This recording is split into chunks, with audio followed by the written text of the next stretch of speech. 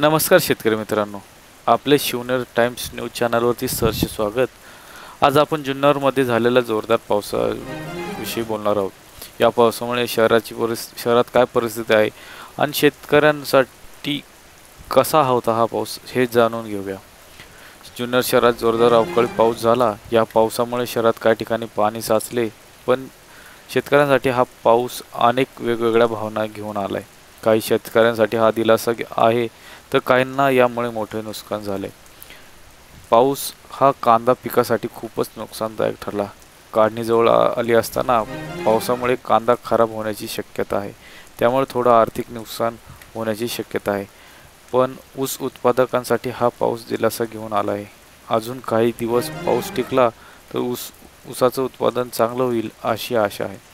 या पावसामुळे शहरातील जनजीवन थोडं थांबलं असलं तरी शेतकऱ्यांसाठी हा वेगवेगळ्या प्रकारचा होता. काहींना हा आनंद झाला आहे, तर काही जण चिंतित आहे.